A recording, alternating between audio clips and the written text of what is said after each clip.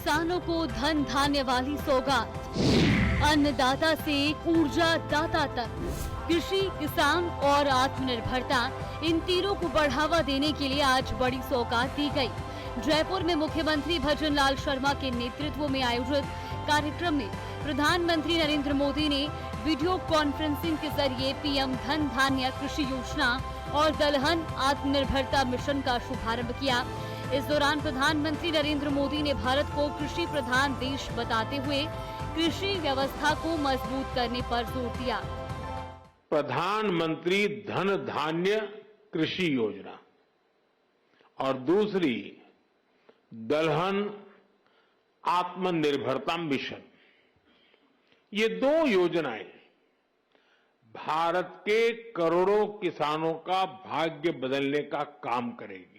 इन योजनाओं पर भारत सरकार करीब 35,000 करोड़ रुपए से ज्यादा खर्च करने वाली है। इसी आत्मनिर्भरता को हासिल करने के लिए इन योजनाओं का शुभारंभ किया गया है। इसके तहत इन योजनाओं में राजस्थान के 8 जिले शामिल किए गए हैं। इन जिलों में बाड़मेर, जैसलमेर, पाली, नागौर शामिल है। साथ ही जोधपुर, बीकानेर, चूरू और जालौर भी शामिल किए गए हैं। इस योजना से लगभग 1,70,00,000 किसान लाभान्वित होंगे। इस योजना का लाभ उन किसानों को मिलने जा रहा है जो बाकी जिलों के किसानों की तुलना में आय और उत्पादन में पिछड़े हुए हैं। इसके लिए भी विशेष इंतजाम किए गए हैं। इन योजनाओं के जरिए पीएम किसान सम्मान निधि के अलावा भी लाभ मिलेगा। दलहन के उन्नत बीजों की मिनी किट मुहैया कराई जाएगी। 126 लाख क्विंटल प्रमाणित बीज किसानों को बांटे जाएंगे। इसी के तहत किसानों को 88 लाख बीज किट मुफ्त में बांटी जाएगी। दलहन की प्रोसेसिंग के लिए 1000 प्रोसेसिंग यूनिट लगाई जाएंगी। सरकार की ओर से इन यूनिट पर 25 लाख रुपए तक की सब्सिडी मिलेगी। कृषि मंत्रालय की विभिन्न योजनाओं से हर एक किसान को जोड़ा जाएगा। किसान सिर्फ कृषि क्षेत्र में ही नहीं बल्कि ऊर्जा के क्षेत्र में भी आत्मनिर्भर बनने की ओर कदम बढ़ा रहे हैं।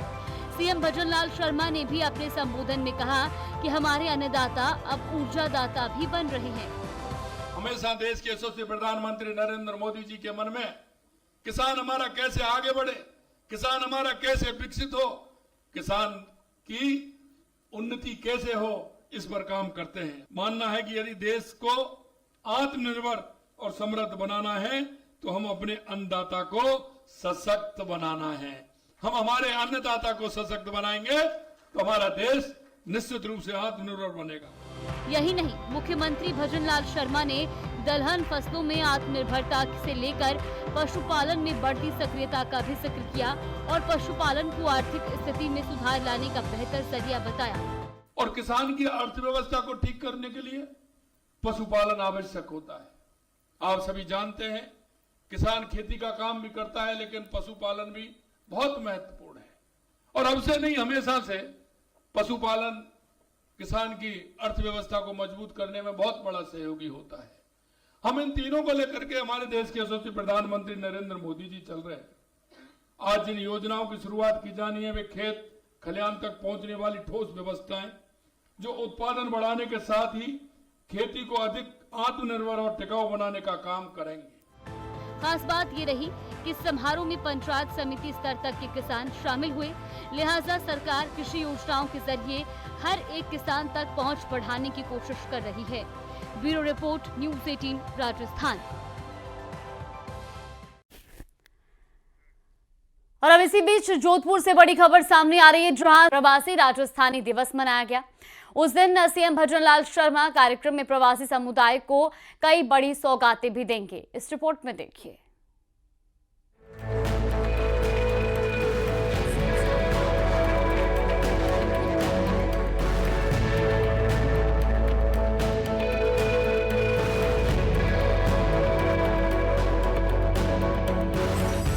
प्रवासी राजस्थानी निवेश की तैयारी, सीएम की पहल, विकास होगा सर्वांगीण। 10 दिसंबर को बनेगा प्रवासी राजस्थानी दिवस।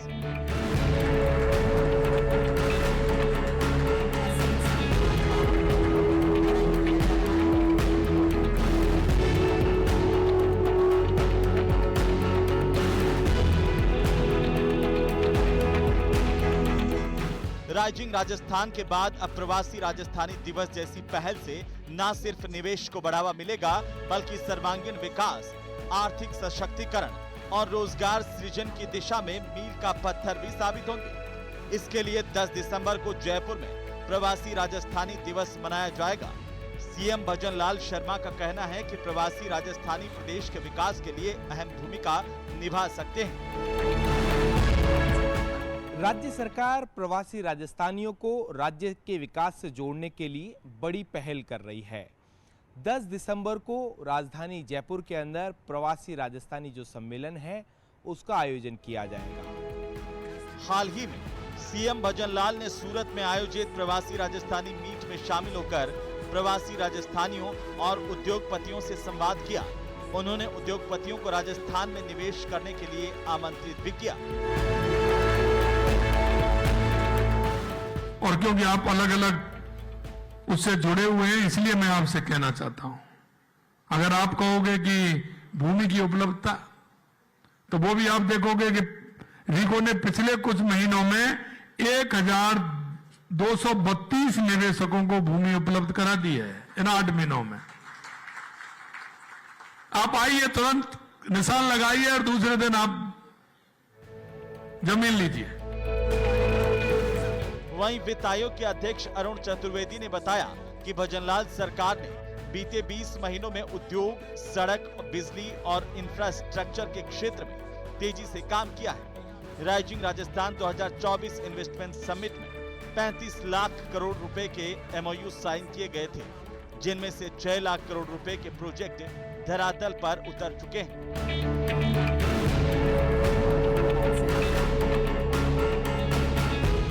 राइजिंग राजस्थान में जो समझौते हुए थे लगभग 70 लाख के, उनमें से लगभग 7 लाख के ज़मीन पर आ गए और अगला प्रवासी राजस्थान सम्मेलन होते होते 5 लाख के और लगता है ज़मीन पर आकर निकल के आएंगे, जो पहली बार इससे घटना होगी। राजस्थान सरकार अब प्रवासी राजस्थानियों को राज्य की विकास यात्रा से जोड़ने के लिए नए अवसर तैयार कर रही है। प्रवासी राजस्थानी दिवस पर मुख्यमंत्री प्रवासी समुदाय के लिए कई महत्वपूर्ण सौगातों की घोषणा करेंगे।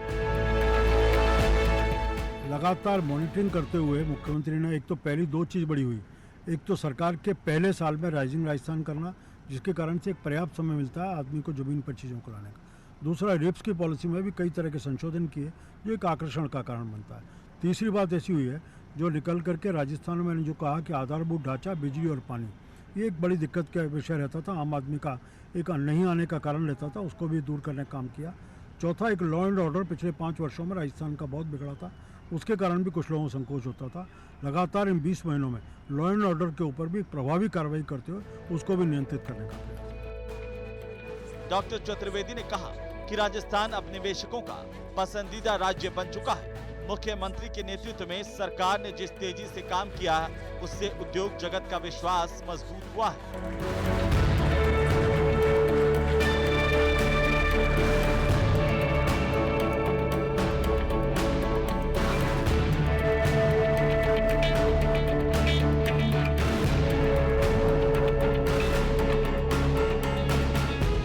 राज्य सरकार का मानना है कि प्रवासी राजस्थानियों के जुड़ाव से उद्योग, टूरिज्म और प्रदेश के अंदर निवेश के अवसर बढ़ेंगे। न्यूज़ 18 राजस्थान के लिए सहयोगी अविनाश शर्मा के साथ रोशन शर्मा की रिपोर्ट। और चलिए रुक कर लेते हैं बड़ी खबर का। राजस्थान में उतरी हवाओं के कारण सुबह शाम अब हल्की ठंड बरकरार है। जयपुर, उदयपुर, श्रीगंगानगर, करौली समेत कई शहरों में शनिवार रात का न्यूनतम तापमान 20 डिग्री सेल्सियस से नीचे दर्ज हुआ है।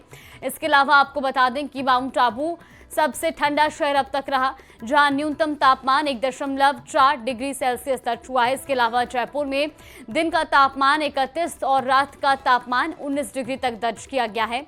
अजमेर में दिन का तापमान 30 और रात का 16 डिग्री तक दर्ज किया गया है। और वक्त